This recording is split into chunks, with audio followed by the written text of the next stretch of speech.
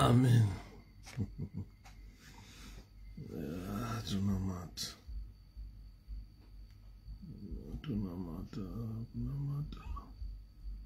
Ngatinamati zvakanaka. Fortune telling 6 since why.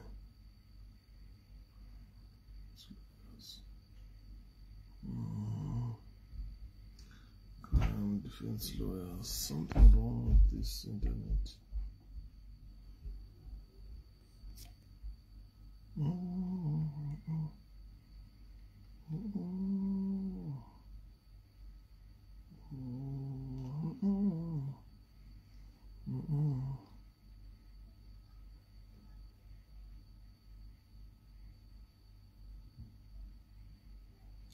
And are you okay? I'm okay. Atete mas. Network ndori unotamba tsvina. I'm okay atete. Network irunotamba tsvina. I don't know what's happening to my network. Saka I end up frustrated. Ndogona kungoenda kuzanu because frustrated. Join Zanu PF because frustrated. Ndiri frustrated ne network. Amene kuzanu pamukune network.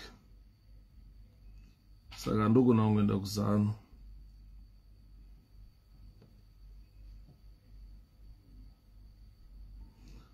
Ndogona nda kuzanu PF. Ndiri frustrated.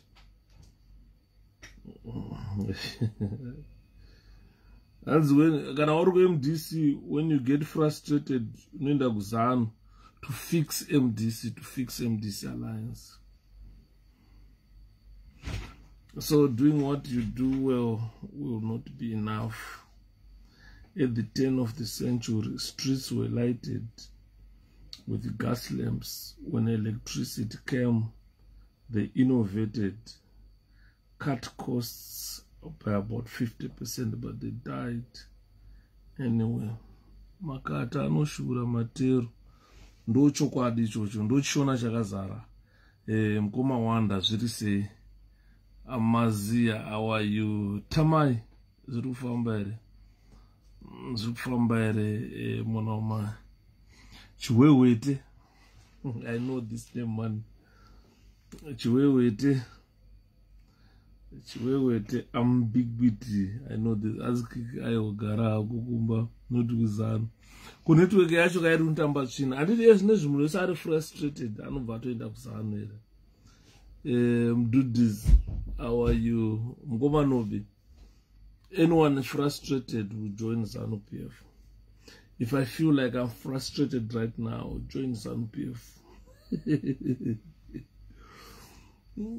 Anyone who's frustrated, join ZANU PF. Ndribo Tamai. Ndribo. Anyone frustrated these days, you join ZANU PF to fix MDC alliance. Ngoma webi ndribo mazano mandra mwaga bruwenyo mufana mbofona tichitaura ngoma webi mchangopinda ere oro kutobuda ndiri kutotanga kutopinda sasa tombodi mandibvira zviri sei zviri kufamba ere ndangoti ndingopinda. I want to talk about Zimbabwe. I'm going to talk topic yadidayo inorwadza. Inorwadza. Thanks Ngoma Shepe, a lot of confusion on my streets. So makawanda confusion, but this afternoon I cleared that confusion. Gogo Anata, I love this woman. They were never with us. If they were with us, they will be with us. Let them go, definitely. The vision frustrators must leave. Eustace, Anzina Blaida Madi, Anzu Yai my chef, Argutu Yuda, Ngawe, Kubato Renika. But in Ango, I told them, please let him stay opposition so that he can keep us on our toes. Batore nyika arisire nyika ibatore ma individuals It's not bato renyika, Eustace. It's a misconception. It's a misconception. It's a misconception. Kuti bato renyika. It's a misconception.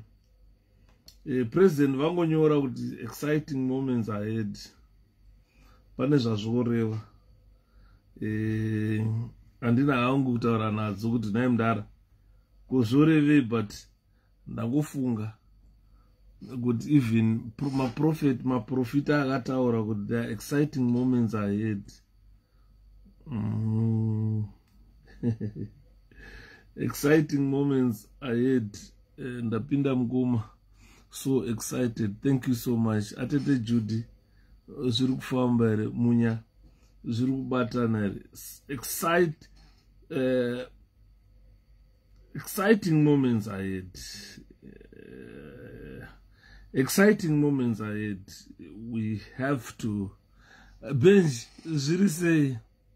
Atete peshi ndikumirira vanhu kuti vanhu vati tikurukure boss. Tine problem yemwe wanozoya tanonoka.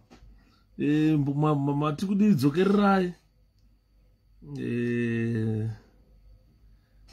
Blood chemistry, blood sugar 114, pan electrolytes, sodium chloride, sodium serum for common drug screening negative, gastric content for common drug screening negative.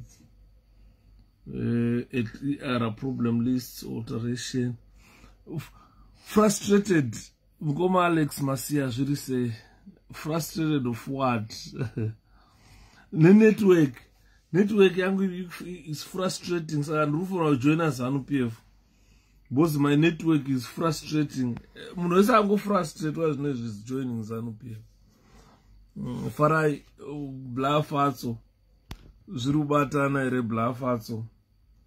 Management investigation, pH, arterial blood gas, potential hydrogen, pH 7.5, pico, O2 sats, nas ndakurumiza, kuyandaka kumirirai, hai brother, mapinda mkoma William, mkoma Nobi.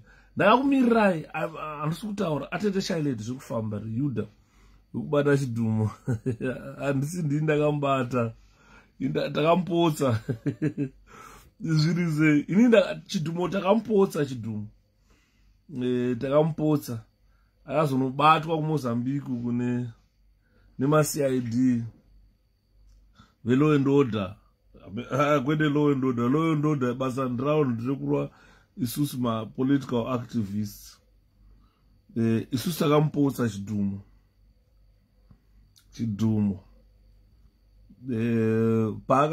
Pane munhu ambondisendera message achita anzi chidumo andichauke ndakamuona kuMozambique. Ndikati komana matheories ayambomamira aya. PaHarare Central Prison pane chitambo chakadai so. Chitambo chinenge chakaitwa news kudai. Chikaiswa muhuro mako chinosetwa chonzi shwe. And zvonzi bdingu zvimadhoo zvepa unenge wakamira unenge wakaiswa maweights. Zvoti chikudimbura mutsipa. Unoreba mutsipa kudai. Saka wana munhu areba mutsipa kudai mwanovhunika mutsipa kureba kudai. Pasi pekutamba napo pekuti munhu anozo someone anisendera message anzi chauke takamuona kuMozambique. Ngati hakuna haamuki tambo yaya news yekuHarare Central Prison haumuki yaya. Even if I can have internet for 10 years, I will never join ZANU-PF. Hacho ndo chokwadi. As all we know and care now is that Shepherd Yuda did kechi chidumo. You can call me a liar, but you know, andisi ndakabata chidumo. Konyaya yako natsvangirai wakatipromisa uchatipa rini. Nyaya yako natsvangirai. Nyaya yangu natsvangirai ipi futi? Handina nyaya natsvangirai Austin. Andina nyaya natsvangirai. He was just our president. Hanzi Apostle vane muono wetwiza ari kuona mbana talent Chiwenga uya anoona anoroteswa. Ukaya kumasowe kune varoti nevaratidzi kuziva maprofita. Haasi muprofita, but anenge anongorotawo kuti pamberi apo Mwari wandiratidza zvakati anogona kutaura zvaanenge arota. Chipfuwa Mali, how are you Atete Juliana? Zviri kufamba here? Saka tiri kumirira vanhu vazhinji vanoti kana ndatanga kutaura vanozouya anzitangisazve ita sei drug with the sodium channel blockade property membrane stabilizing. All right, indication of sodium bicarbonate, raw of sodium bicarbonate, soda. Pakaipa guys, I'm just waiting for you guys kuti vanhu vauye, but I think tikaita 100 zviri kufamba, people are coming. Trakutaura and wakati ndichatsanangura kusangana kwakaita natsvangira here. Iyoyo ndakuisiya, ndakatonzi ndisaitsanangure because pane zvakawanda zvakaitika in between kufa kwakazoita mundaramo geni nemamovement akaitika ekuti vanhu vakazoti yakudai. Saka ndakatonzi iyoyo ndirege kuitsanangura. That's why ndisina kana kuzomboisimudza kuitsanangura. But what I only tell people is President Morgan Tsvangirai was my president. Quite a lot of things happened, but he was my president. So I'm not going to explain on that. Sorry, Austin. Abio, say I'm not going to explain on that. But pane zviri kuitika zvokuti mangwana musazoshamisike mwakuona ndakumuka ndakutaura kuti kuMDC takambofara, inini ndaenda inini ndaenda.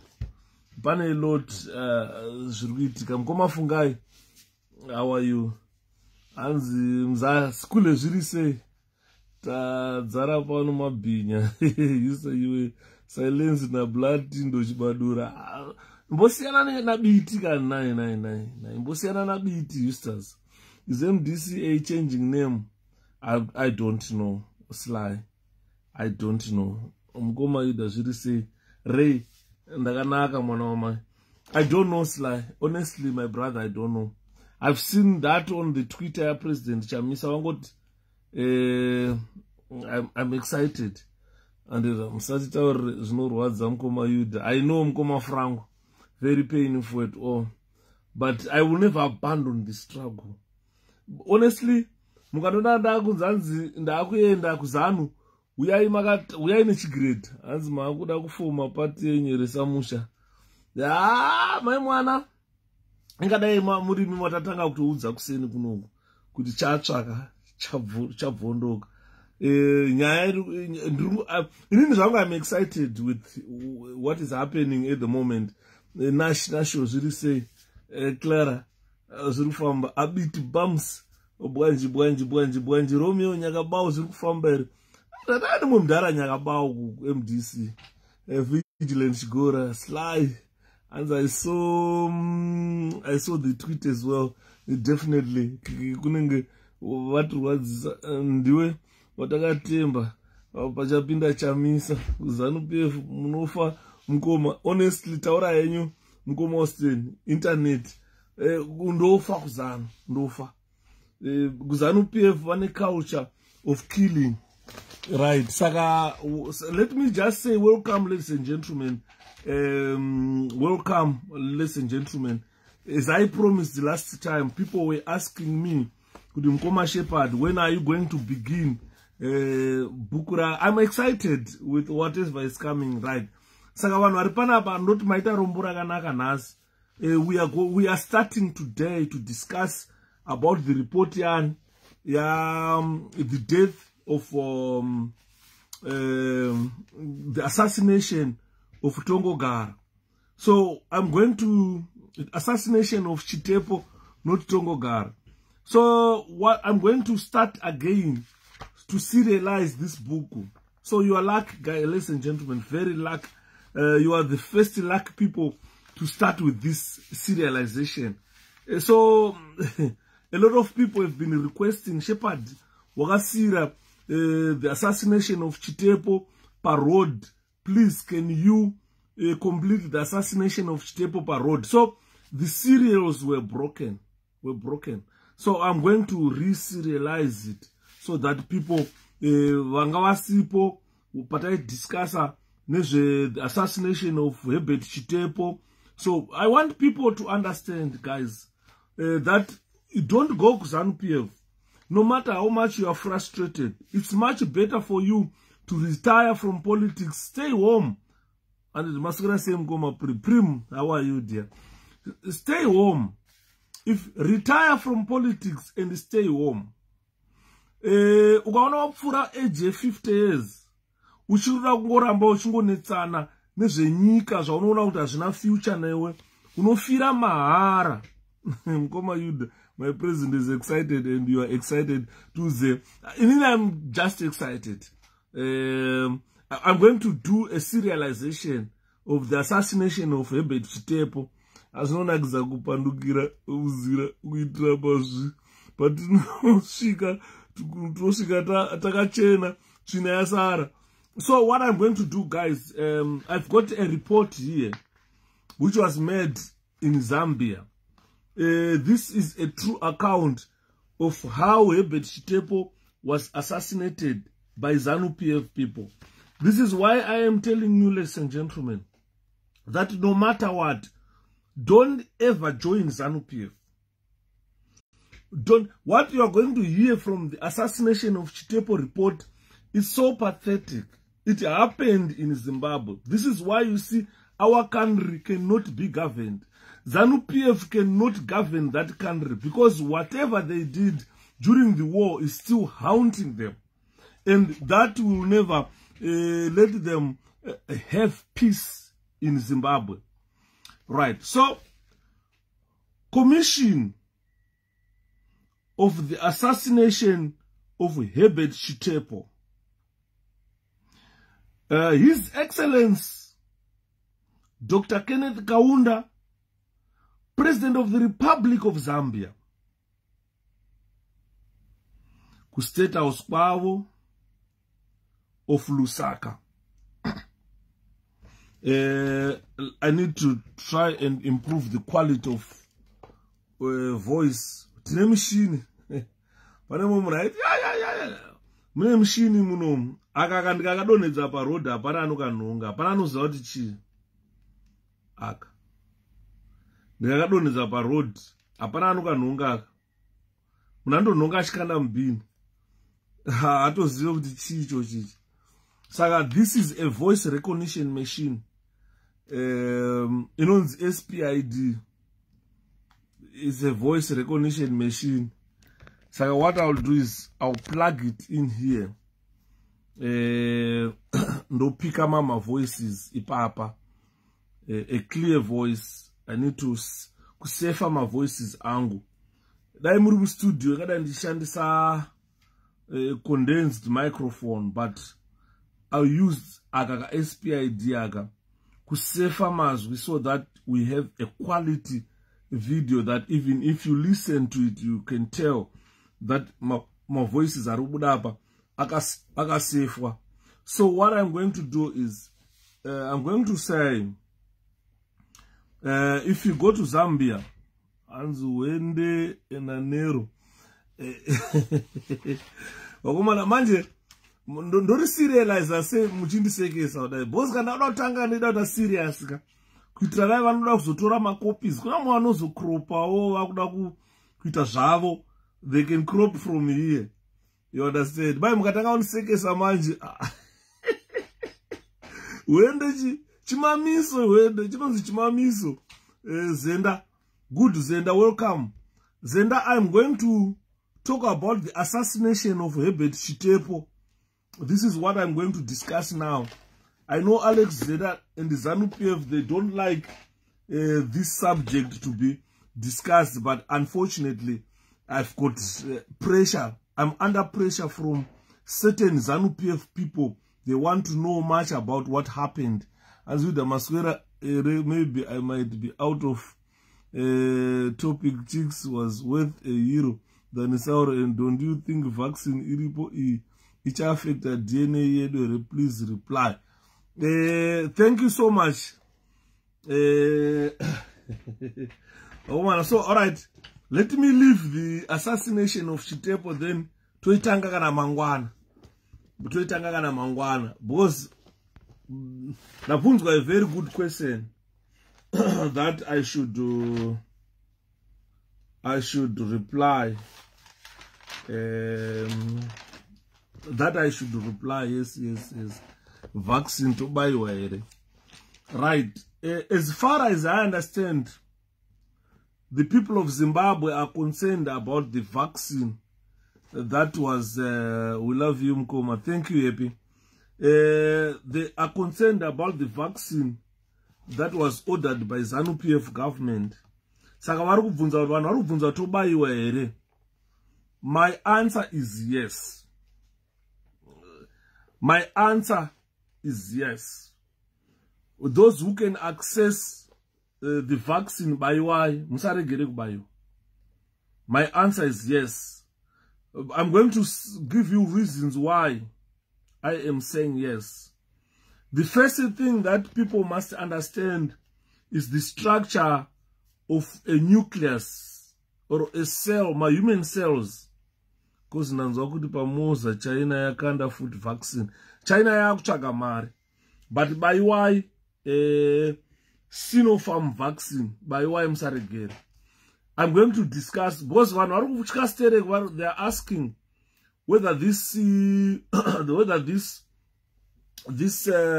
vaccine is not gonna alter their DNA. Thank you very much for that question. I'm going to use the little knowledge that I have in regard to human cells.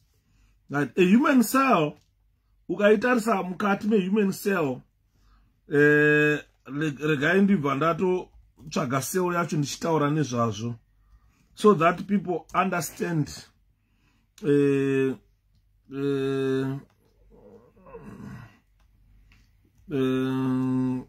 So that people understand what I am talking about. It's easy, simple science that I'm going to talk about here. And magazo ngonyipa kwa Jalav. No, and tombozie music ya Jalav. Ndakunotanga kutoiona ma songs a Jalav iwe wakabayiwa. Yes, ndakabayiwa. And I even posted Julius. I even posted Muswanda Gabayiwa. I'm going on the 2nd of March for the second jab. I'll do a video so that people believe me that Ndabayiwa. Both Bandagawata Ndabayiwa one Vairamba.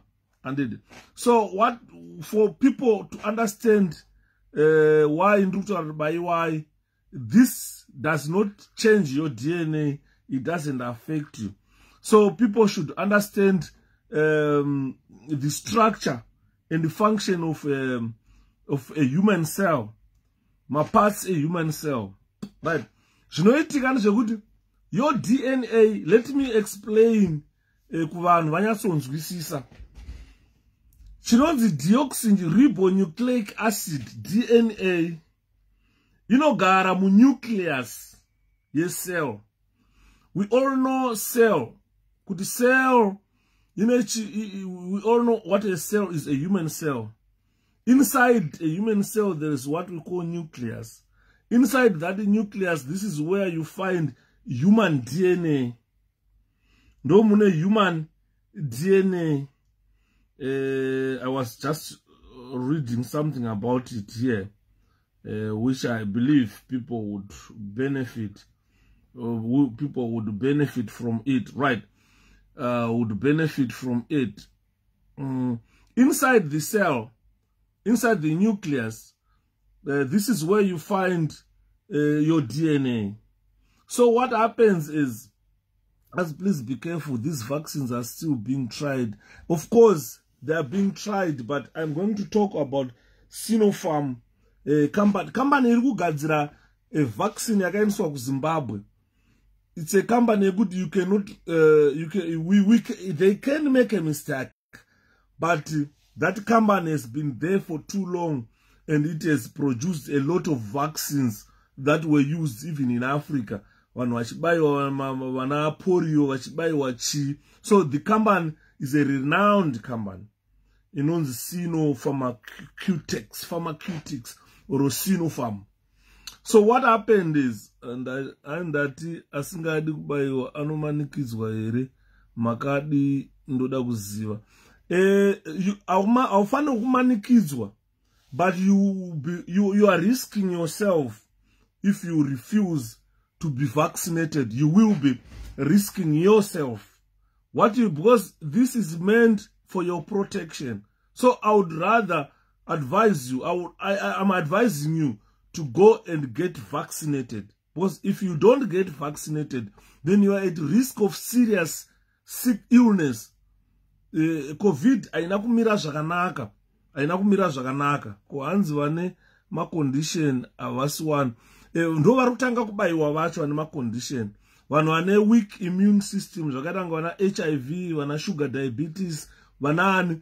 These people are highly a high risk of contracting this COVID virus. Saka, the best thing is vanhu vakakora vakobvu obese vanhu vari kukasira kuurawa neCOVID virus. So I advise them, I advise you guys kuti kana maona pari kubayiwa pacho bayiwai. Chiri kuzonetsa changu chekuti, are we getting the actual vaccine? No pari kuzonetsa. How genuine is the vaccine that we are getting? As Mkoma Yuda, you seem to understand your biomolecules. No, we'll talk about it. So what I'm saying is, if you look at the human cell, it has got a nucleus. Nucleus imomo ndo munogara DNA.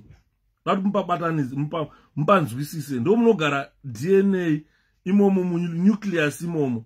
Saka muchigara DNA kudaro, DNA ndo inogadzira maproteins ekuti iwo anozoita sei, anozogadzira kuti uzoona ma DNA ndo inoziva kuti anogadzira ziso, protein inogadzira ziso, anogadzira zino, anogadzira chi, zvese human makeup inoitwa mu DNA.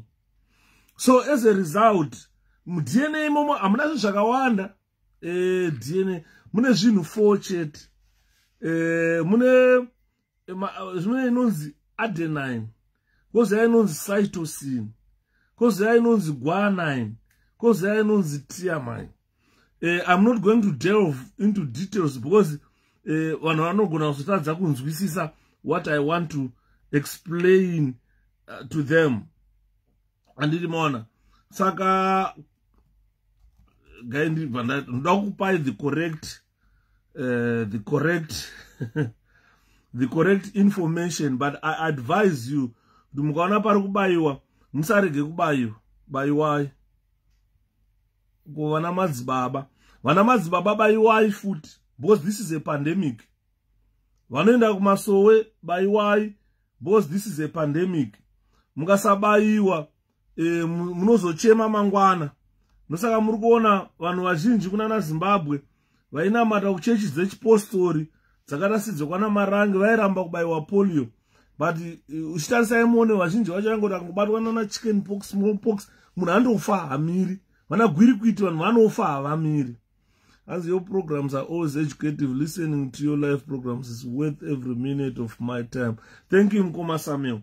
So what I'm advising people is bayiwai, musarege kubayiwa. Bayiwai. Because ukaona vaccine yogadzirwa, pane a lot that is tested. Ipapa anzia rekuno andiritembe. No, it's not about rekuno kuZimbabwe kuti amuritembe. It's about the producer. Kuti rakagadzirwa nani vaccine iroro. Vaccine rakagadzirwa necompany inonzi Sinopharm. This is a company which was founded like in 1998. The truth be told, this is all nonsensical. long turned into robots. Not robots as such, but this is a pandemic, signor. Mukadaro vanhu vanopera kufa.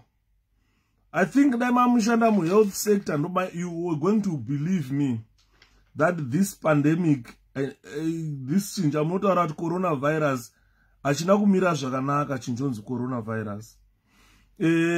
So, company inonzi Sinopharm, it was founded in 1998.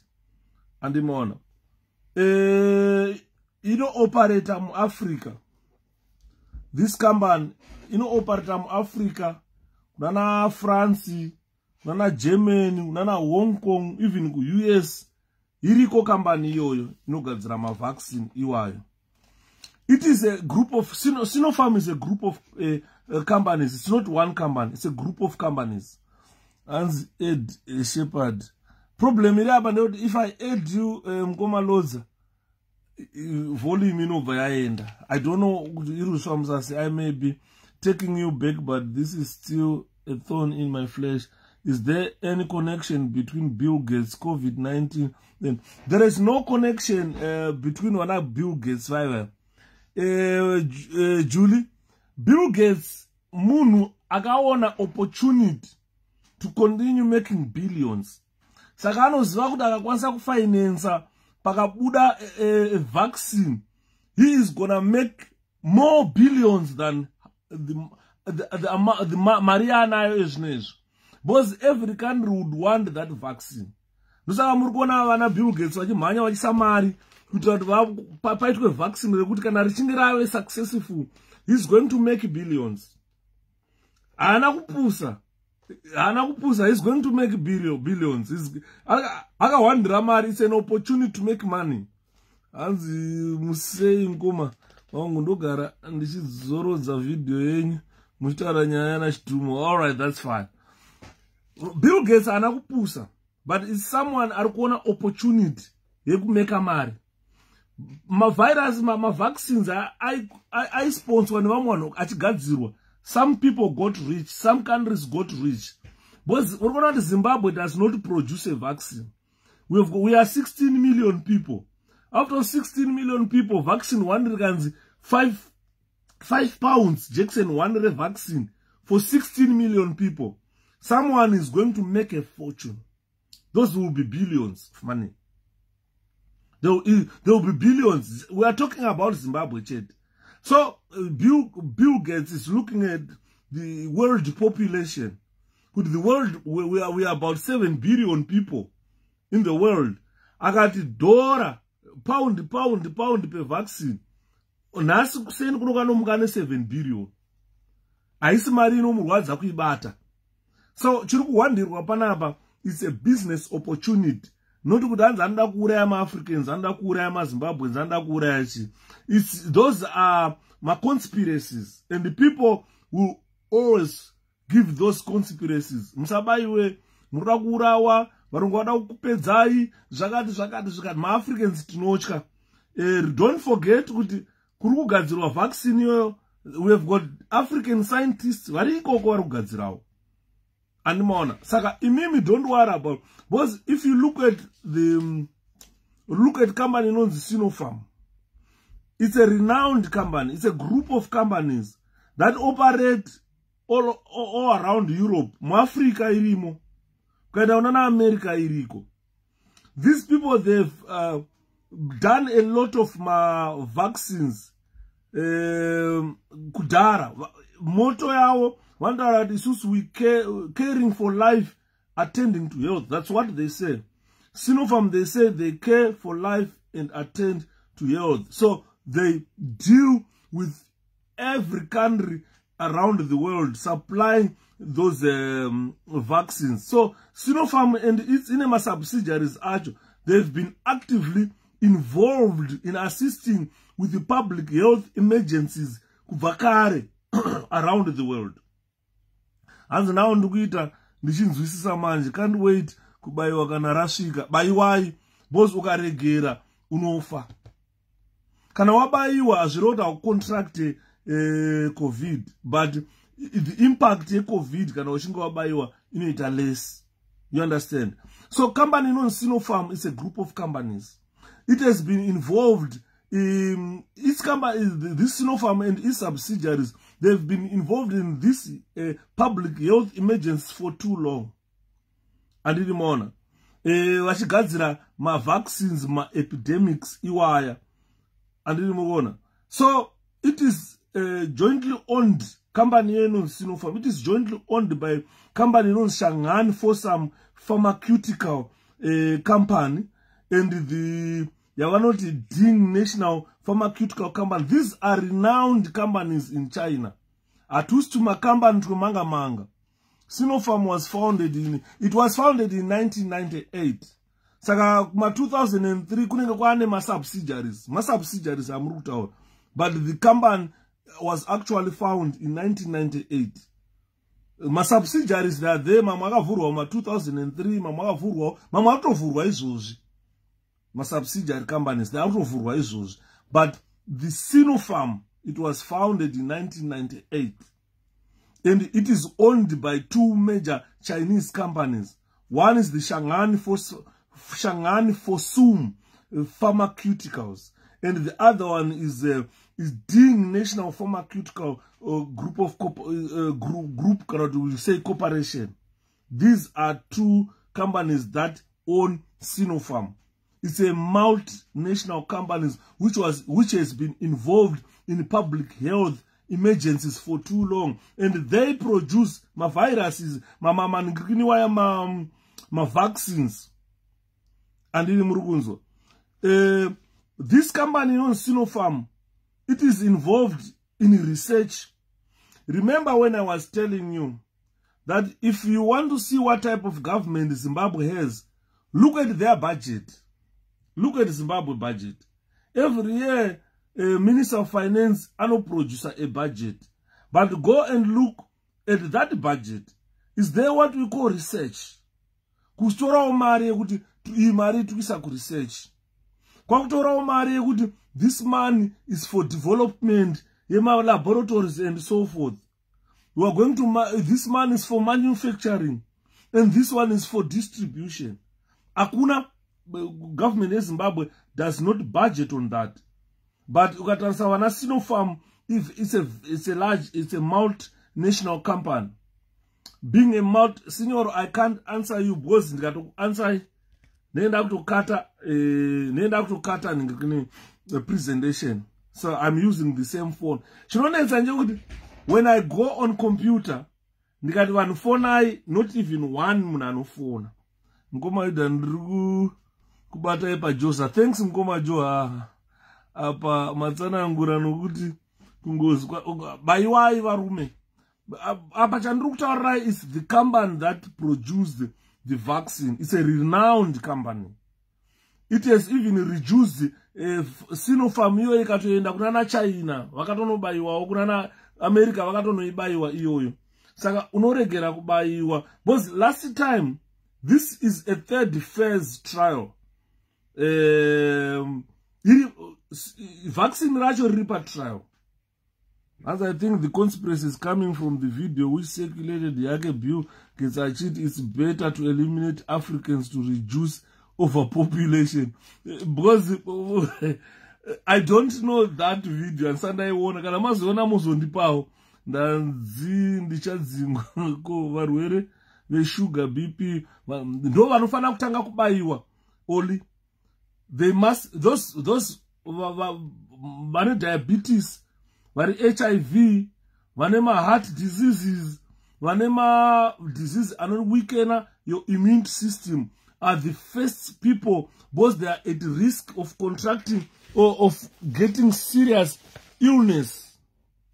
And imona ivavo ndo vanobaiwa, ivavo ndo vanotangwa vacho kubaiwa. Ndosaka muri kuona Chiwenga akamhanya choppers unotangwa iye. And imona ndo vanhu vanofana kutanga kubaiwa because ukada kutarisa ndepekuti they become there's risk of them becoming seriously unwell kana vachinge vabatwa ne-COVID virus. Call me on Messenger, plan dude. I'll call you by Messenger kana nchinge ndapedza Signor. Thank you so much. So they are at risk of becoming very unwell vakabatwa neCovid, and they are likely to die from coronavirus. So these are the people vanofanirwa kutanga kubaiwa iwawo anditi mona, and everything is explained kana muchida, especially I'll find some notes for you guys vanoda kuziva much about that. So this company inonzi Sinopharm, this company has been involved in research, development, manufacturing, and distribution nekumarketa pharmaceutical and health products, including zvakaita seizvo zvatikutaura zvana vaccine.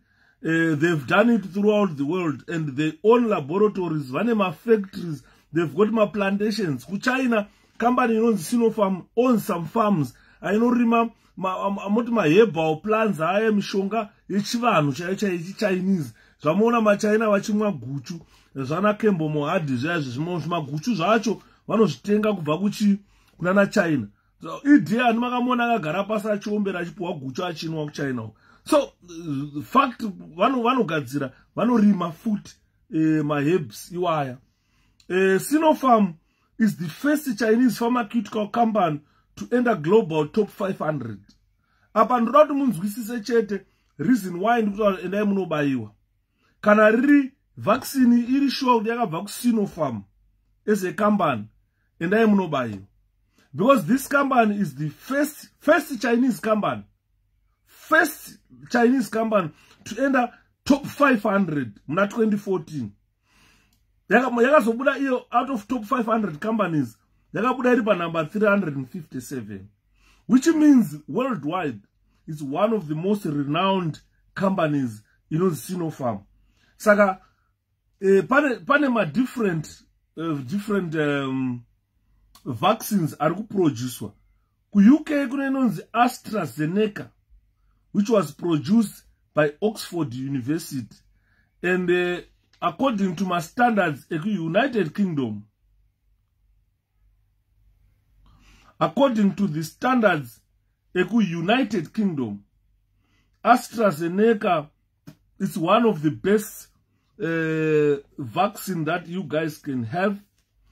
Kuna inonzi GlaxoSmith or Sanofi, koza inonzi Johnson & Johnson, vaigadzira baby lotion vaindofunga ndivava, vane yavo inonzi Johnson & Johnson, woya vakagadzira inonzi Janssen, kozoya Moderna, kozoya Novavax protein Novavax, kozoya yedu inonzi Pfizer. Saka anosiyana vana Moderna nana Pfizer, especially Pfizer ine 2 doses, vana Moderna vane 2 doses. Pfizer unoipuwa first dose, wozopuwa second dose in about 21 days. Saka pamwe acho unongopuwa 1 dose, mamwe acho unopuwa double dose. Andi murikuona ndopa muri kunzwa kutaura kuti vakawandira mari vana Bill Gates pakawandirwa mari, because one of his companies ikangoona kuti yaproducer a vaccine inodiwa nenyika dzese, they are going to make billions of money, kwete mari yekutamba nayo. And this is target of Illuminati Brotherhood to sacrifice more people pandemic. It's very unfortunate, Mkoma Forward, that this pandemic ima flu, it recurs every 100 years. If you look backwards, Taiwan is Spanish flu, which almost wiped the whole world. Africa it almost wiped the whole world. It almost wiped the whole world. There is Spanish flu. There are about 50 million people. 50 million people. So this Pfizer is pronounced Pfizer. I thought Pfizer Trimashona. When I Pfizer Trimashona. So I thought Pfizer. So what I'm saying is the Spanish flu, it almost killed, it almost wiped during munguva yekwakusina tasingashika 7 billion. Zimbabwe chaimo I think 100 years ago MuZimbabwe vamusina around vanosvika 800,000.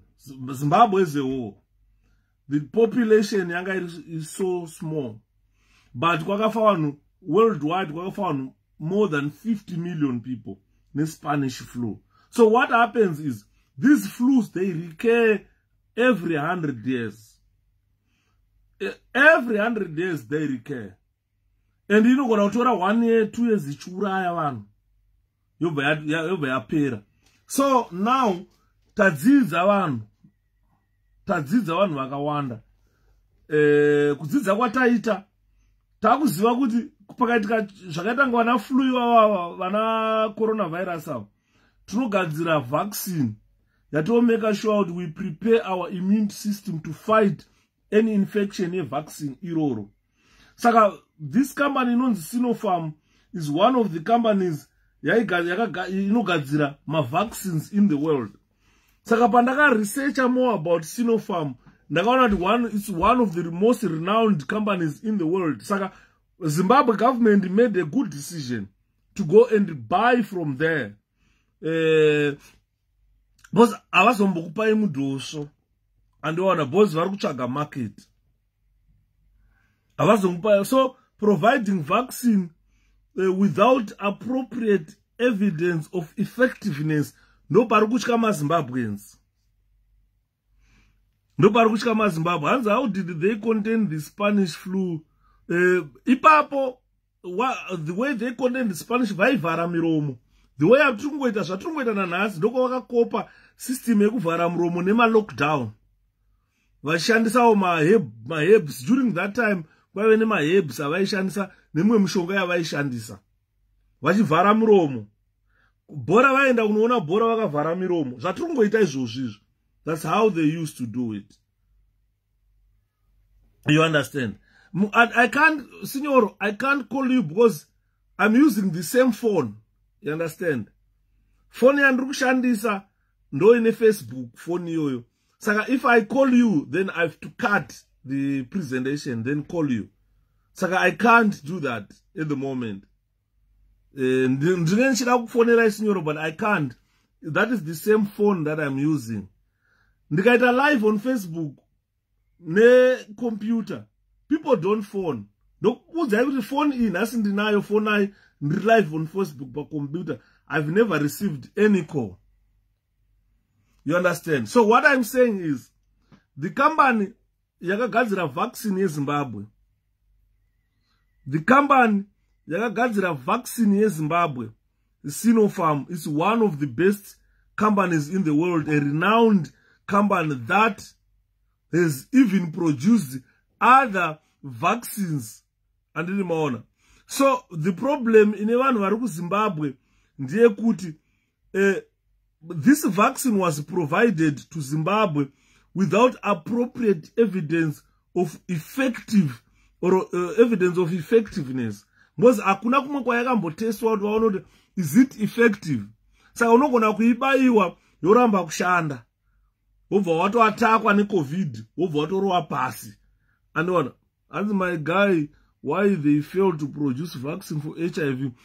HIV, Tongai, HIV and vaccine, viruses akasiyana. I want people to understand these viruses are different. I've got a book of viral. I can't. If you want to know more about viruses, there is a book that I always recommend to people here. Right. I used it to microbiology in forensics. I recommend you read this book. If you want to know more about viruses and the types of virus, the way they infest or infect you, and the more. So what you need to do is, if you want to know more about viruses, please buy this book, Medical Microbiology 2nd edition. This book talks about viruses. It knows virology, study of viruses. You can do study of viruses, virology. You understand more about viruses. The HIV virus ndosaka uri kuona ezvo zvakusina munhu anofa ne-HIV. Hakuna munhu anofa ne-HIV. What they did is vakakwanisa kugadzira mushonga wekuti iwewe kana uri HIV ukaroora mukadzi ari negative, you can't pass on that virus kumukadzi. Pandone mushonga that protects you, which are as good as vaccines. Pandone mushonga yekuti mukadzi wako iwe uri HIV, mukadzi wako anogona kutoita nhumbu akazvara mwana asina HIV. Mishonga yacho iripo izvozvi. Andona kune vanhu vakawanda vari HIV vari kugara nemukadzi asiri HIV, asi mukadzi that virus cannot be passed on to that wife, and that virus cannot be passed on to the fetus, because mishonga yavapo inodzivirira. Mishonga yavapo yekuti ukapiwa iwewe ma-antiretroviral aya ukaripiwa iwewe ukashandisa kana uri HIV, unorarama 100 years uchirarama uri HIV mumiri mako. Haikuaffecte, it won't attack you. Andimona. Saka mishonga, I don't understand kana vanhu vachiti why pasina virus. Ipo pane mishonga, why pasina vaccine. Ipo pane mishonga yekuti you cannot pass on the disease to someone.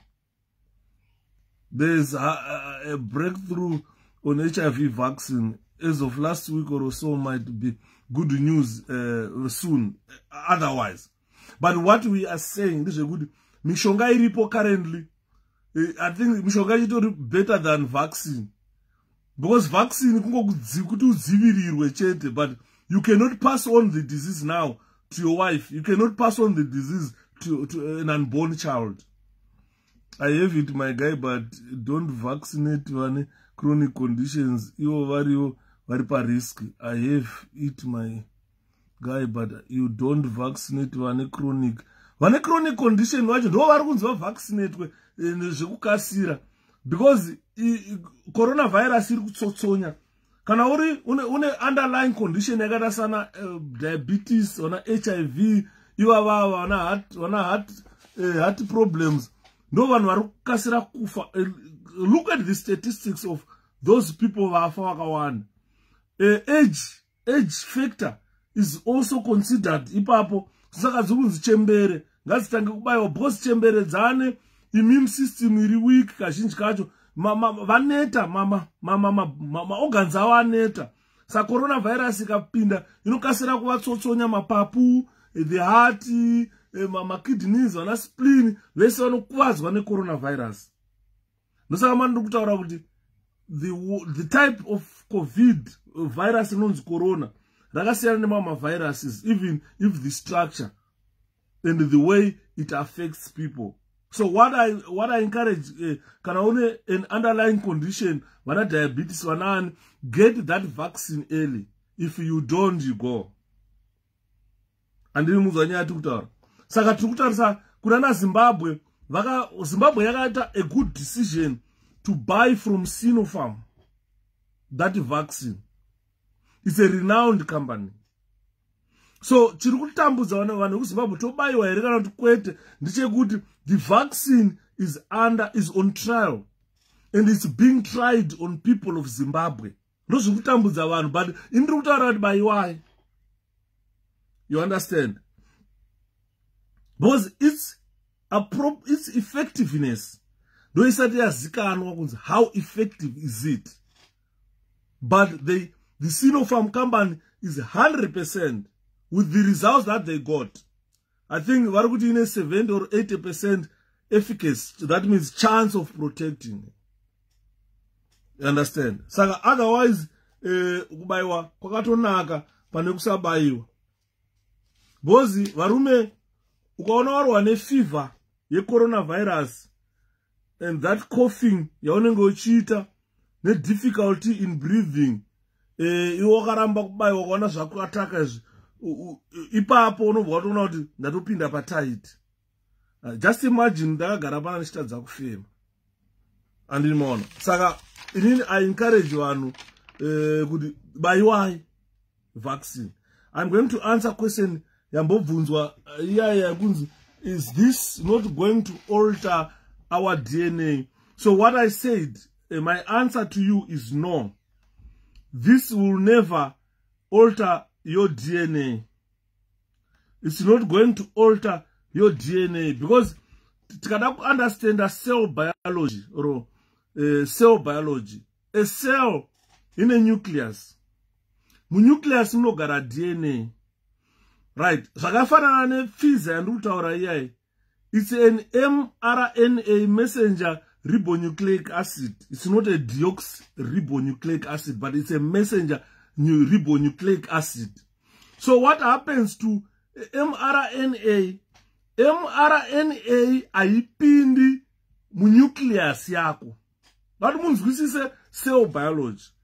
mRNA does not enter your nucleus. It does not enter. What it does, it goes kunana ribosomes. Ngataro zvana ribosomes, vana mitochondria, kunonogadzirwa energy ikoko. But mRNA does not enter your nucleus. DNA lives in your nucleus. Urikuona zvakanakira. Saka kana ikauya mRNA iyoyo hapana pairi kuzonopinda ku nucleus kwako. Saka kana isikakwanisa kupinda in your nucleus, there is no way it can alter your DNA. It's very simple zvandiri kutaura, zvandiri kuexplaina pano. DNA inonzi double helix. It's a double helix. Saka kana yasplita double helix yacho, inongo yakufoma anonzi ma-RNA yacho ayaya. So the messenger RNA inenge ichitora tuma clones from somewhere, tuchinamira ipapo tuumba another DNA double helix. So kana yasplita, it cannot go back into your nucleus. Haipindi mu nucleus mako. Haipindi mu nucleus mako. The nucleus is the master control of the cell. The nucleus. It condomne ma genes akwe iwewe. Ndomne ma collections of DNA imomo, which determines every aspect of human anatomy. DNA yako determines every aspect of anatomy. And more, the DNA is arranged in chromosomes. Iri momo zvakamonana zvinogara mu nucleus. So there is no way this mRNA will enter your nucleus. As conspiracy theories. This is not a conspiracy theory, but this is microbiology. It's science than that. Saka science is not nature. Especially the science of biology. No basarema forensic scientists. And so the DNA is arranged into chromosomes ako. And it also no the blueprint yako iyoyo yekuziva kuti kana for specific type of cell, that is your blueprint. And more, it allows replication inside the cell. Within the nucleus is nucleus mako emomo munanonzi ma nucleus. Tichakandidzisa biology kuZimbabwe. Munakandidzisa biology mukomongo aintaura kuti you should explain mawedza yakana neshona chaicha unotaura neshona so that people can understand. Hanzi muka fanonwa ma-ARV zvogona kubatsira time yamunozobaiwa. Hazvina basa zviya because virus rinokonzera HIV nevirus rinokonzera this flu akasiyana. And coronavirus flu is different from influenza as well. That's unochengeta ndimwari ndizo ndio zvayo. Mwari ndo vakatipa Mukoma Shapiro. Mwari ndo vakatipa ndo vakatipa njere dzokuti tikwanise kugadzira zvinhu zvekuzvidzivirira. If you look at the population of the world today, we are overpopulated zveshuwa because Emma Jackson iwaya. Polio yaiuraya kudhara.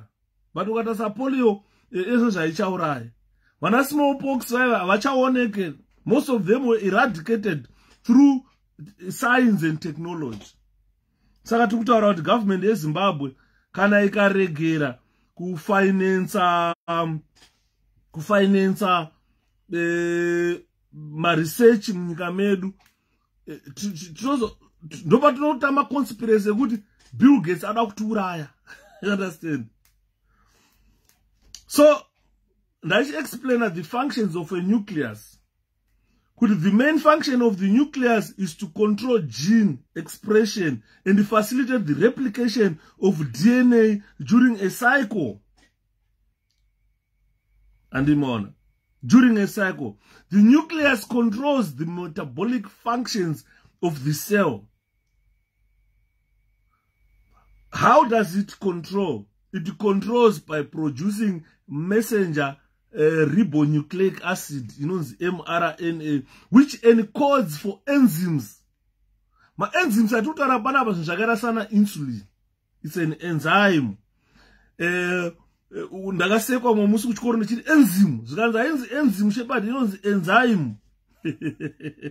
But my biological terms, to be honest with you, hakuna munhu ane pronunciation ye biological term. You pronounce it the way yaunozoziva kana kuinyora.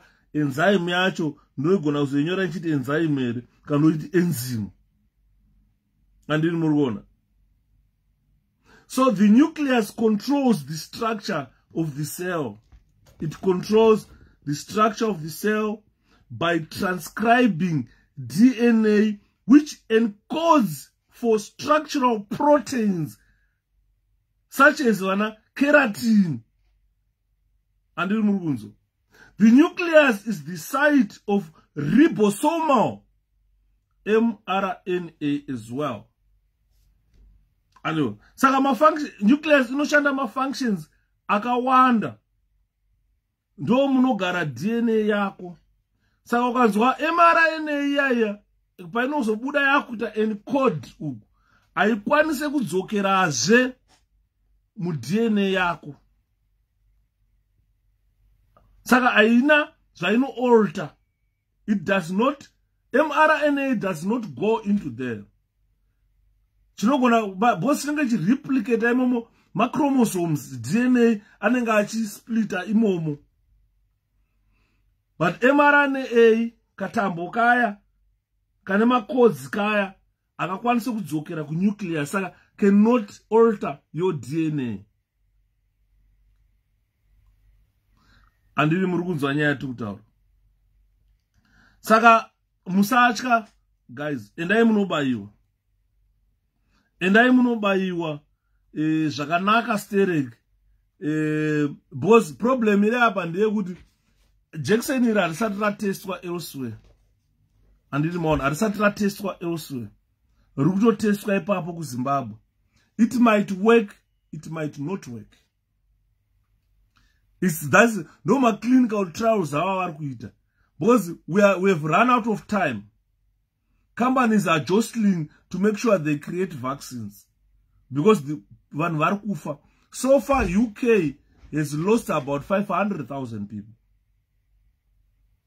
Almost 500,000 people have died in this country. And in the morning. And I'm understanding correctly, but andina kuita bio pa A level. No problem. Mkoma forward.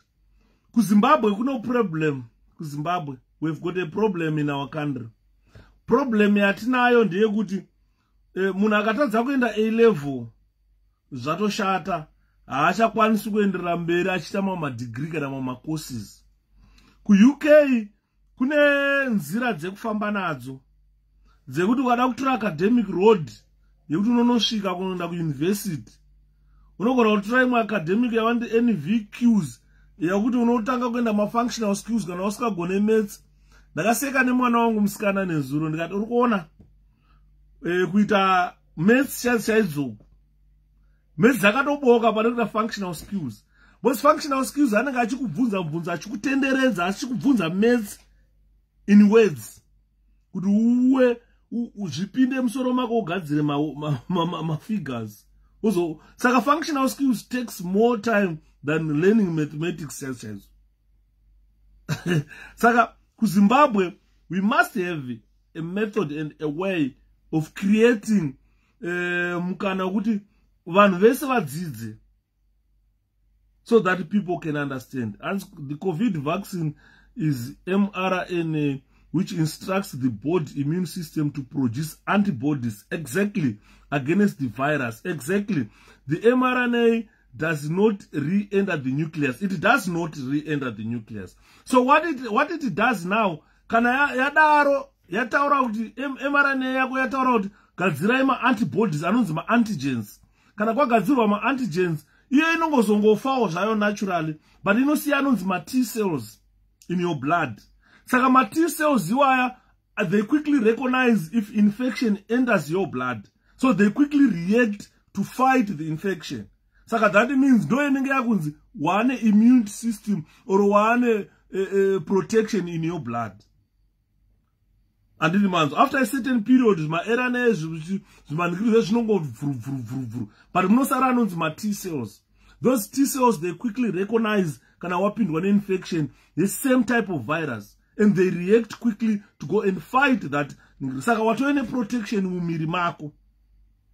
Varume mune nhomba imi makabayiwa nhomba, hapana muZimbabwe asina kubayiwa nhomba pana. Ndiyo yowe yacho, no the same vaccine nhomba yataibayiwa yeyo. Watu kazvungwa Jackson Elon's job wapedza obva chiswiti chinonyongodeka mukanwa. Obva watonzenda kuchichema madziwa achibuda. Ndo nhomba yacho yadzoka ine imwe nzira yakunzi ayo paita pandemic. Saka pandemic iyoyi yakuda nhomba. Saka ndo nhomba yatakubayiwa iyoyi. Andini maona inhomba futi. Yataibayiwa ngale kuna yana smallpox here kandi yanani. Saka takubayiwa nhomba futi. Andimuri nyatsopanzusa guys. Saka musanyanyo chika kuti aiwa takuzourawa. Don't buy these conspiracies from vanasekuru kumusha. Anenge akaruma chikwepa achikudza kuti takuurawa naBill Gates. Andini maona. Because what happens when foreign let's say when that virus invade your system. Zvakaita COVID virus chayakaipira nchekuti inopinda ndakataurira munhu pana vanhu vane nharo. Saka unozongopesera wangoti this knowledge ndakaenda kuchikoro ndega nongozonyarara ukaona munhu akupikisa. If you sneeze, COVID virus affectwe nemweya wokufema. Mweya ukafema mhepo uchipinza oxygen uchibudisa carbon dioxide, that does not spread COVID virus. It does not spread COVID virus. Exactly mkoma David. A lot of people kuna vanhu vakauya muZimbabwe vakauya muUK vasina ma O level. Muno mune vanhu vakauya vamwe vacho vaitozosungwa vakauya muno vakafoira kana O level chaiya kuZimbabwe. Vamwe vakafoira O level, vamwe vacho havana ma O levels acho. Vamwe ma grade 7 chaiyo. But vakauya kune mukana wekuti unoenda kucollege. Waenda kucollege woita ma O levels ako kana uchida. Kana zvichikuomera unoenda another route yana NVQ to order ma access to any course yanda kuita. You can still go to university. Unozotambura hako wako university wakuona kuti hey pane nyaya, but you can still go to university. UK has created a situation where its population are educated. Is educated, sorry. And then so nyaya yotika ndeyekuti muviri wako iwewe munhu uchengetedze. Kana wapindwa nevirus riya kasira kuenda unotsvaga rubatsiro. Hanzi mukundiudza kuti mukukurudzira vanhu vatano kuitwa experiment nechinhu chausiri. Exactly mukoma knowledge. Iyo ndiri kukurudzira vanhu that because hakuna mwe munhu achazouya kuzokuitira experiment yacho. Hakuna mwe munhu achazokuitira experiment yacho. When there is an opportunity yekuti vanachiwenga vanani vada kubayo bayai vanhu ivavo musaregere. Hanzi mukoma Shepherd, what's happening with the policies regarding C19. Have you heard anything about it? So far, nothing. I haven't heard anything, Itai. But what I'm just encouraging people is we are the people. Hakuna vaccine kwa ichazotestirwa tozopuwa takunzi yakanaka ichibaiwa. Ngatibaiwe isusu. Please help the Zimbabweans to understand about these vaccines. I have common sense to understand this without any uni degrees. The people are hesitant because of the videos they saw about Bill Gates. Yes. No, when Bill Gates is just an opportunity to make money. That's an opportunity. What my businessmen are going to the vaccine name soro chet rabuda mari iye. There are billions of money. Ya achagadzira Bill Gates. Achagadzira mari shinu. Andimona. Saka imimi musachika kuprotect vanoti Bill Gates ada kuita mari. Iwewe kana une mukana wokuti unogona kugadzira vaccine uite mari, ngatigadzire vaccine. Ndosaka mana ndaitaura ndikati problem in Zimbabwe government is they don't budget ma research in Zimbabwe. Ukauya ku UK ma scientists ari muno mu UK ma laboratories mazhinji acho ma Zimbabweans. Pane mu Zimbabwe noyo akagadzira akadiscover mu UK kuti sugar inorapa, kuti sugar inorapa zvironda, sugar. Izo sugar yakushandiswa kurapa zvironda muna UK through a Zimbabwean nurse who just experimented akaona kuti sugar inogona kurapa zvironda. Yakutorapa zvironda. Vana manuka hani vari kurapa zvironda. Uchi chayo manuka hani yayo. Kutoona kutosa uchi pachironda so kubhandeja munhu kupora. But uchi tinawo kuZimbabwe. Pane here munhu akamboiswa uchi akapora kuZimbabwe. Hapana kana munhu akambozvi experiment kuti ukatora manuka hani uchi ukangodai so chete munhu akutopora chironda neuchi. Andikuona. Unozati kukosora munhu ngotora uchi wewe ngomudyisa mbichana uchi usina kana antibiotic munhu kukosora kunomira. So people should learn to research kuti why does chidaro. Saka togadzira sei vana syrup vaya munoona vana syrup vaya umwe wacho uchi chayo wangozwa kaminti mbichana wakutomwa uchiti ndikutenga cough syrup. Hani ine kaminti test wakutomwa uchiti ndikutora cough syrup ndadomira kukosora nhasi ndarara zvakanaka. You understand what I mean? Kona kuZimbabwe kune mwe ukatopinda musango kuZimbabwe kune mwe miti yekuti ukakuirwa so kana wangochitemwa nemusoro ukanwa musoro ndomira. Saka chiri kukonzera kuti muti iwe ukuirwa ukanwayo kana ukamwa supu yacho musoro unomira kutema chii? We should be experimenting tichigadzira mishonga yekuziva kuti ukangomwa 2 minutes kana ukamwa mushonga wayo kana matablets musoro watomira kutema. We have got zvinhu muAfrica. Mishonga yaishandiswa nemadzitateguru edu. Yatakufanirwa kuti by now mu 21st century nema laboratory manyowani nemishini yapo. Tichishina mvura dziya tichigadzira mishonga iyoyo.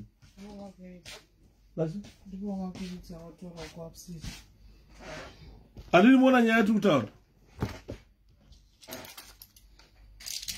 But Mazimba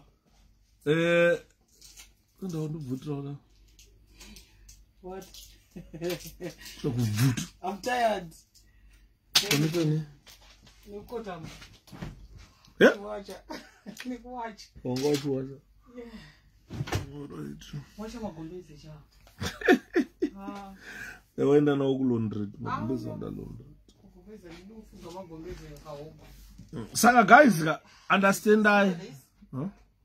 Someone open the milkshake and leave it. Ndidi. Hanzi mkomaida Zimbabwe ichanunurwa here because kubatana chaiko kuri kudiwa. Mkoma Russell problem in Zimbabwe ndeyekuti ZANU-PF for the past 40 years yaka poverty instead of building Zimbabwe kuti vanhu vave a little bit well up. ZANU-PF created poverty. Saka zvinoita ma-communists kana va-create poverty, they manipulate you. Ene zvitaka muri kuona kana vana Timovis vana Lilian vakumhanya kudzokera kuZANU kutsvaga kudya. Because undoziva kuti ukasa-align yourself with ZANU-PF hauchadyi unofa nenzara. Saka we need to do away with that. We need to do away with that. Usaona wana Chebundo vamarovaka Zimbabwe iri kurema. Waimbofamba uchiri member of parliament now usina kana send yekuti kana utenge kana pendi chaya hauna. Saka wakutoona zviri nani kudzokera kuZANU. Ngokuti anosvika akaba anopuwa kachigaro kuti anosvika onoba ikoko. Anditi maona. Saka problem ndeyekuti poverty yakanyanya munyika medu. Dai pasina poverty ataidhererwa. Muno mu-UK kunoitika election usikamboziva kuti kune ma-elections. Ukada unovhota you can go and vote. Ukasada unoregera. Kunogona election yekuti autouziva kuti kune election. Haumboone motikari dzerari dzichimhanya panze marori kana chii kana noise hautombozvinzwi izvozvo muno mu-UK. Hakuna. Andiona? Kana MP aida kuzotaura kana achikambena anogona kutongokufonera kana kungokupostira campaign chikupa door apa. Unobana uzoona kuti handi member of parliament munhu arikuda kuita MP. You understand what it means? Saka ndochi nyaya iripo ngativei civilize. Chinhu chiri kunesa ndechekuti ZANU-PF took us back to primitive times when other countries were moving forward. You understand? Ndopamona pandakataurira vanhu ndikati when I left Zimbabwe I had no idea how to turn on and off computer, how to create a Word document, how to save a document. I had no idea. And it's not I'm not the only one. Internet chaicha kuvhura internet yoti shepherd.yuda yahoo.com zvazvi. Ndasikazviziva kuti internet chii. Takatanga kutozvidzidza tamu-UK. Vakawanda vari kuZimbabwe. Vanhu vasikatoziva kuti computer inoitwa on say, inoitwa off say. How do you shut down a computer? How do you open a Word document? How do you type? Vakawanda vanhu vasikazviziva zvandiri kutaura kuZimbabwe. Nhasi mu-21st century. Technologically, we are too behind. We are far behind. And murigona. But our country ichanaka as long as vanhu tikangofunga chete kuti ZANU-PF did not build nyika. Kana kuti havana kuumba nyika yana kuigadzira nemutapo. This country has been there before ZANU-PF. Tikangozviziva izvozvo chete we move forward. Tikakwanisa kuchinja magovernment tichiziva kuti yauya iyi yatadza kutitonga yobva yauya yotadza kutitonga yobva tichichinja magovernment we move forward. Andiri maona ndo chokwadi mukoma nobet takazvidzidzira kunze kwenyika. Unoziva kuti munhu akapinda mumba mangu muno mandofuka pakundogadzira macomputers ndobva muno mune malaptop kana 4 kana 5 malaptop ari muno.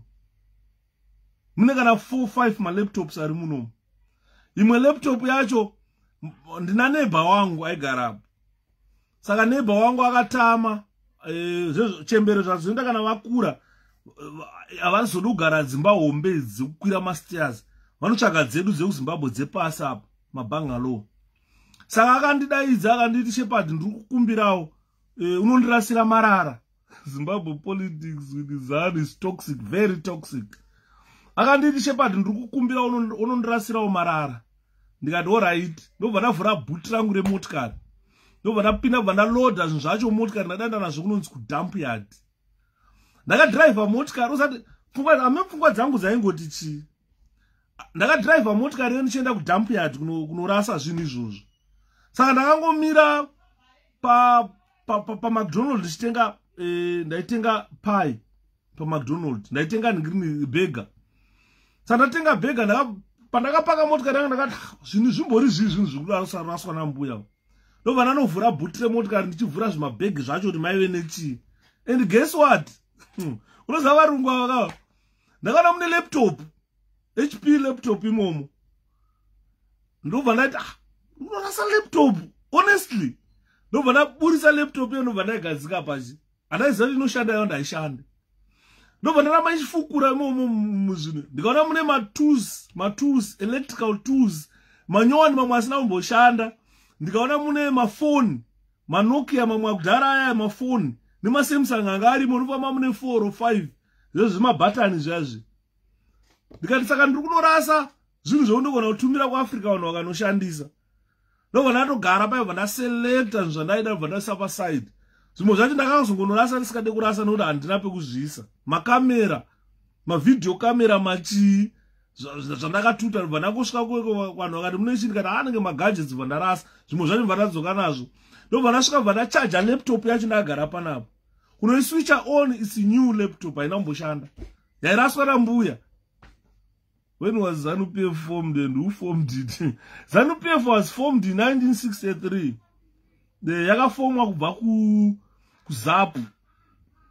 ZAPU ndo yanga iripo. Then pakasplita. Yakafomwa naNdabaningi Stole. Ndo sekuru kwakabarwa mbuya angu. Mdara Stole, Ndabaningi. Ndiye founder baba wakafoma ZANU-PF. Vakavigwa Mount Selinda Mdara wanaenda kuirozeka. Anditi maona. Saka ndakabva ndatotora laptop yacho ndinayo nanhasi kamera yacho ndinayo. So ndakati ndikaona munhu anoenda kuZimbabwe ndozvitumira izvi. Ndonopa kana kuchikoro chaiko kuzvikoro kwandakadzidza unongosvika ngoti tsvagai mwana asina kana bhutsu kana asina chana chomupei laptop anoshandisa zvake. You understand? Imwe laptop ndakati ndichienda chakuradzai pamba pacho ndikazoita live ndichidzika kuenda ndichienda kuchikoro. Ndakati dzike vandasvikapo vanaona pane muno muzvawanda zvoti vanotora magadgets kana vasichamade vanongogadzika panze padhoapo. Kune majips, mune rudzi runonzi majips runofamba vachitsvaga vachikolekta zvinhu izvozvo. Hamene vanozonozvita sei vachitengesa vachiita mari. Saka ndadhiraivha ndasvika down there vanaona pane pakaunganzwa magadgets ndobva ndamira bva ndatarisa ndikaona pane Asa laptop. Ndobva ndandonga ala Asa laptop yobva ndaikanda motikari. Handaiziva kuti inoshanda yona haishande. Ndobva ndaenda kuchikoro. Bva ndazodzoka manheru ndobva ndasvika bva ndagara padeski pangu panapa. Bva ndatoichaja kuiswitcha on iri kushanda. It's just an old laptop yakuti akangoti handichaidi, it's old. You understand? Saka muno muUK magadgets aya vanomarasa panzama. Mabhasikoro vanomarasa. KuZimbabwe hakuraswe bhasikoro. Hakuraswe laptop kuZimbabwe. Kuraswe phone. Vanhu munomu vanorasa. Ndichaenda kudump yard kwandakamboenda ndokuratidzai. Zvinhu zvinoraswa kudump yard unorwadziwa. Unorwadziwa kuti nyika inoi kana kuno kwacho ndoko kwakazvarurwa Jesu era amen. Unofunga pamwe nyika inoi pamwe Mwari anogara munomu. Mwari unofunga pamwe Mwari anogara munomu. Andini unofunga kuti Mwari anogara munomu. Muno munyika munomu. Saka ndonyati kutaura kuti kuZimbabwe nawo tane dambudziko rekuti vaccine iri kuuya. But vanhu vari kuramba kuibaiwa wanzi iri patrial. Munoti ibaiwani? My question is, imimi ndimuri kutraiwa ka? Ndimuri kuda vaccine yacho. Monzi chiuyai muungane tikutraye. Hanzi wakadhakwa. Handinwe doro, sorry. Hanzi tsanangurai zvirevo. I don't drink beer. Upenyu hwangu hwese hanambonwa doro. Saka handidhakwe, don't worry. Handidhakwe. Ndiri 100% sober.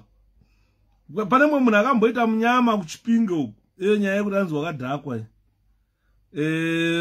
Timasiyaiwo twenyu timasiyai kuChipinge uku. Ndiri mubhawa radzonzai. Kana ndaifunga ndonwa doro, ndaifunga ndakadhakwa. Vaplana ukanzi ndai munomupota Shepherd. Zvakazoitika ipapo. It's for another day. Munhu achifunga ndakadhakwa. Akazoona kuti ndiye akadhakwa. Andimona inotambika iyoyo. But Zimbabwe imimi ndimuri kuda vaccine racho. So there is no way these companies will go and test vozokui. Nhasi ndire problem yenetwork. Ndamboenda live imwe yakatwa apa network futi yakuta play ma games. Saka Zimbabwe ndimuri kuda vaccine racho. Imimi you cannot produce vaccine racho. Kana munhu akayane mvura akakutengesera achiri vaccine, hamurambe munongobaiwa mvura. Because imimi hamuna chenyu. Nenyaya kuti mune government yakapusa. Mune government inotongwa nevanhu vari kudonzva. Vana vadiki vakaita sesu totongwa navanhu vari kudonzva. Nokuti they don't think about future yamangwana. Hanyaya yekubatidza laptop iyo wataura chokwadi brother. Variko vasingagoni kubatidza. Vakawanda. Ukata kuZimbabwe vakawanda. Ukata kumasoja aya munoona yese aya mupe laptop. aswere naye haibatidzi kana akaibatidza hatozivi kuti anoite. A lot of people in Zimbabwe are technologically behind. Andiriona ukaenda kuma training depot ukatoenda kwekwe kunenge kusina laptop, kune zvima overhead. Ukatoona kune overhead ngirinyaya projector uri kutori nani, kune zvekutenderera zvekuisa mafirimu. Andiriona our country has been taken backwards 70 years behind in ZANU-PF. Saka ndosaka muchiona tichiti kana kukanzi vaccine totanga kugaya zvakawanda, ndonobayiwa here kana ndoregera ndikabayiwa handizofi here. Hanzi nemwe munhu ukangobayiwa yekusino unenge wakuimba China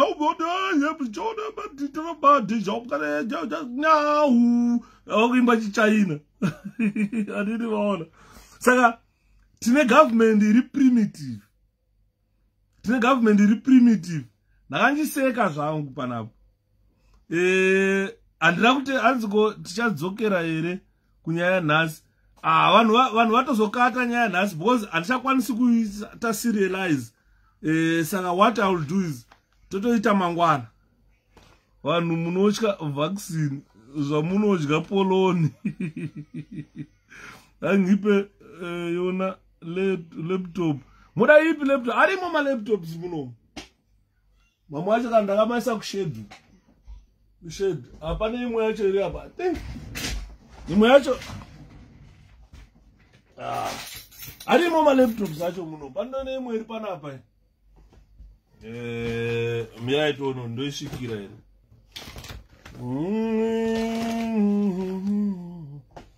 Mama wacho ndakamaisa kushedhu.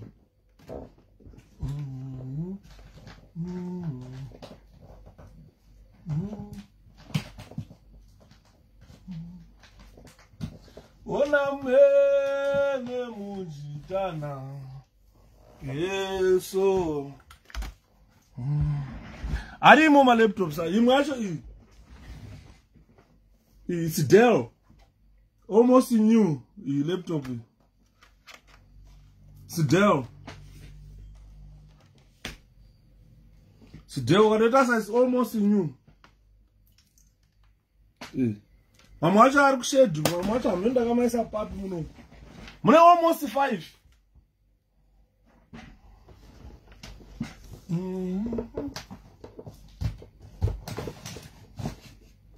Sano kana ndakadziturika idzi hadzishande. That one is Dell. Imwe yacho iyi. Andachikuratidza iyi Dell iyo. Dell. Koza uyu mushini munywa imwe. Wana Lenovo. This one is new, never worked. It's new. Dzakamira rusa ku Africa. Andiriona. Yensa ku Zimbabwe. Kuchikoro kwandakadzidzawo ndokuti muda laptop ndavane laptop inyowani isati yamboshanda. Ndodonetawo kuchikoro. Andinoona ndodonetawo kuchikoro.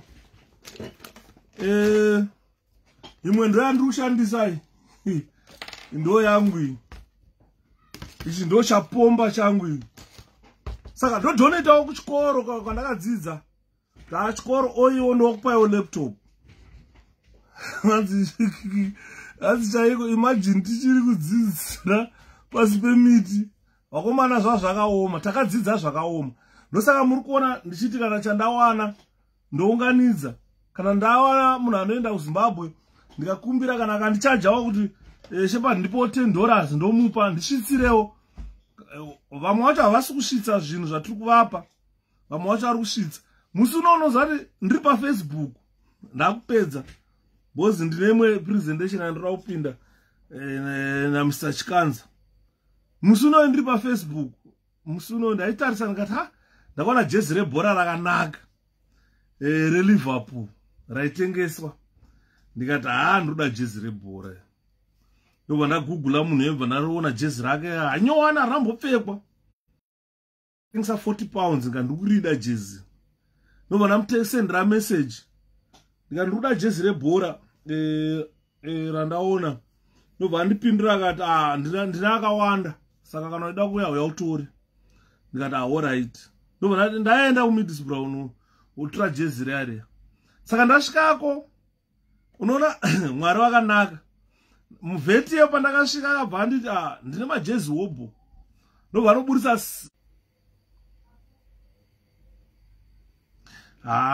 yanetsa ningirikini network yanetsa guys.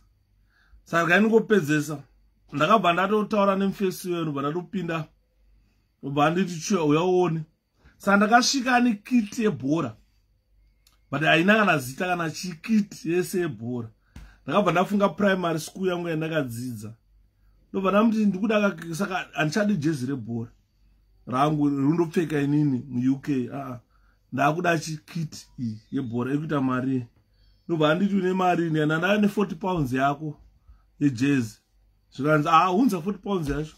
Ndamupa ndikavhuzumba imwe 10 pamusoro ikata 50. Ndobva ndipa box rese rekiti rese retimu yebhora. Saka ndakatoti ndatamba wadya primary school yatochipura ndotongova kuti tambisai bhora. And you understand. Saka nyaya yatikutaura panapa ndeyekuti kunyika kwedu isusu zvinhu zvatinoona sezvinoshamisira hazvishamisiri izvi. Muno muUK vari kuzvirasa. Andimona. But because ZANU-PF has created a lot of poverty in our country, we can't do anything.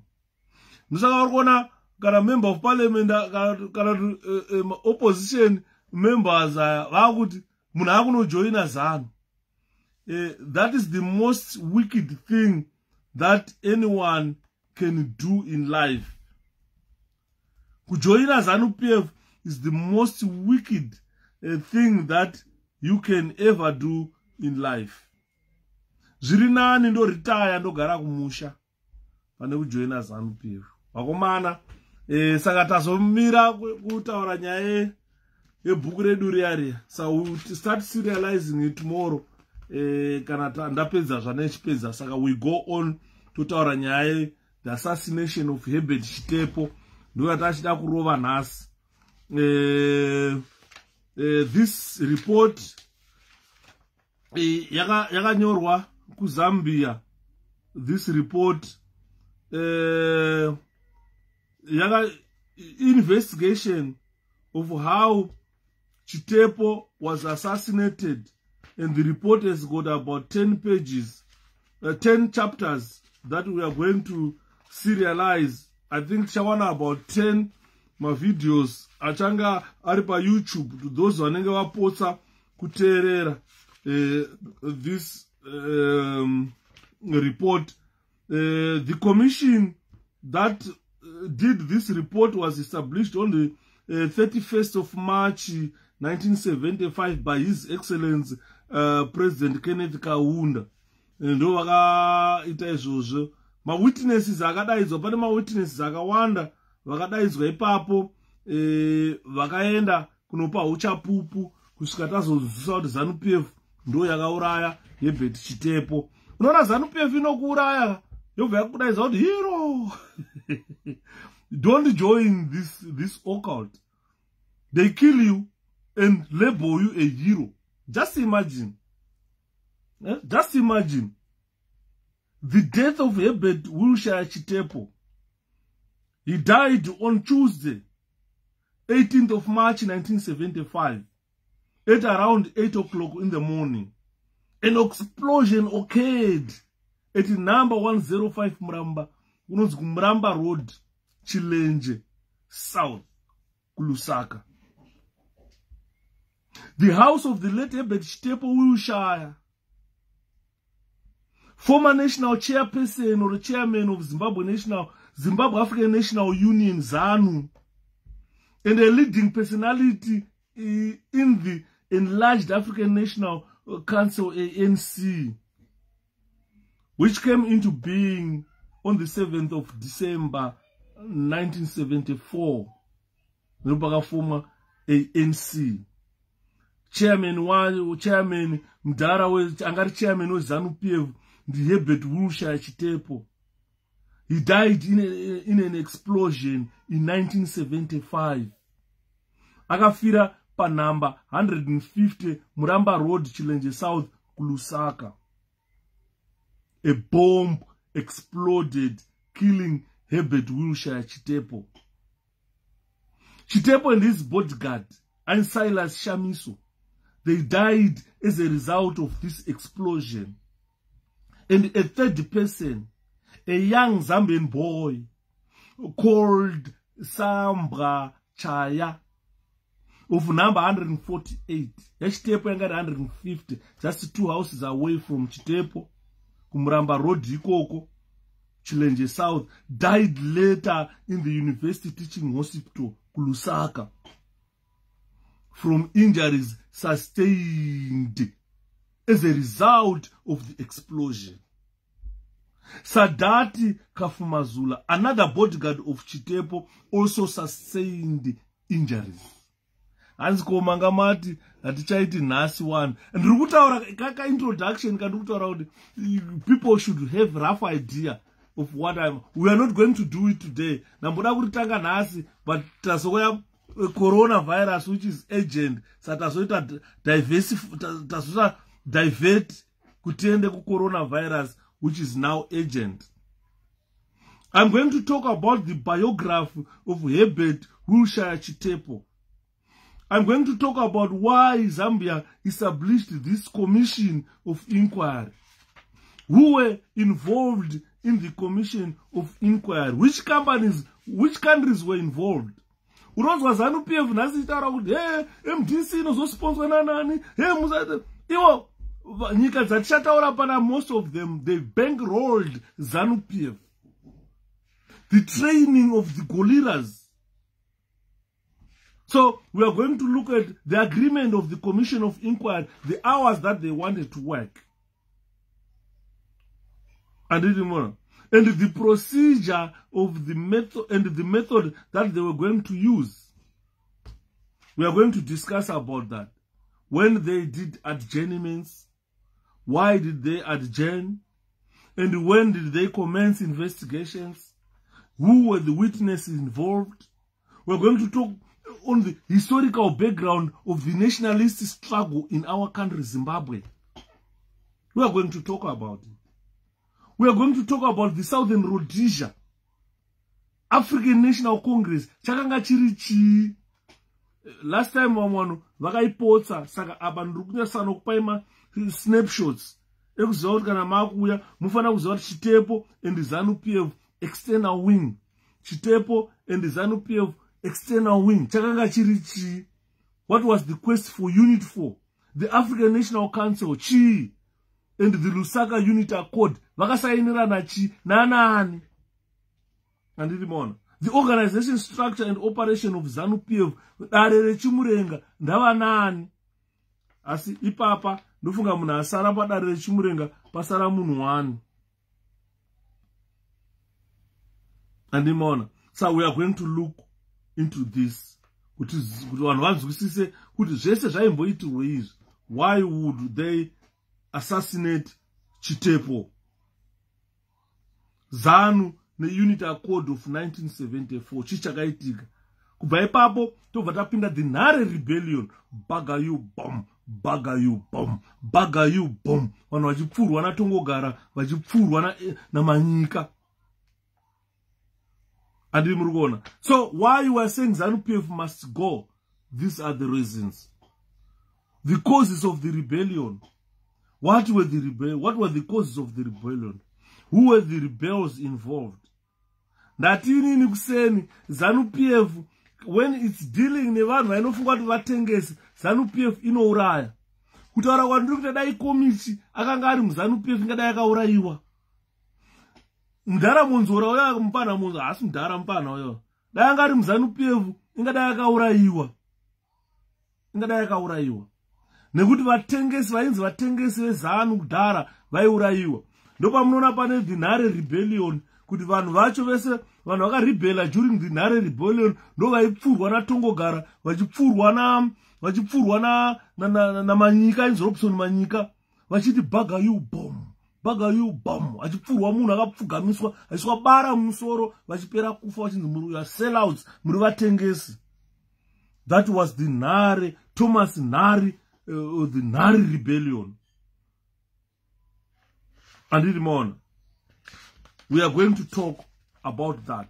Musasarira iri report pandoipedza munhu wese anofanira kuva ane clear view of what is ZANU-PF and why the people of Zimbabweans should give ZANU-PF marching orders. Andimona, tozobvunza kuti vana Peter Sheba vari kupi, vana Sam Chandawa vari kupi, vana Madiba Gatawa vari kupi vanhu ava. Bozi munhu ari kutaurwa nezvake panapa aive mukansel mbuya Holland varipo, Sekesai Holland varipo, vaive member of the Chimurenga General Council yeZANU varipo, mbuya Sekesai Sekai Holland and Sekai Holland, who is there today. She was a member of ZANU-PF in 1974, 1975. Vari musango muhondo. So we are going to look into a lot of things. The composition edare the Chimurenga in the high command before and after the rebellion. Yakanga yakamira sei. Josiah Tongogara, Chief of Defense. William Ndangana, Chief of Operations. Mayor Urimbo, Political Commissar. Robson Manyika, Chief Camp Commander. Ndiye uraya mzezuru. Aidi baga you, bomb, baga you, achiuraya vanhu. Joseph Chimurenga, akaurawa. Rex Nongo, akaurawa. Nongo akaurawa mai manjika.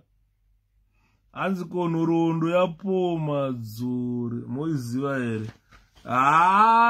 Mukoma ponda asakana nawo kweMDC, anyasoziva nhorondo yawo. Asi chandongoziva ndechekuti ndo vakabatsira wana Mudzuri.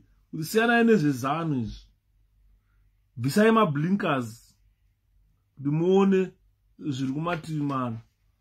Saka ndo kuti adzoke kweMDC. Ndisu takatogara pasi tinomutaurira po. Kuti vana Shepard, we learned a lot from Paul Madzori. I did learn a lot from Paul Madzori. Andini maona.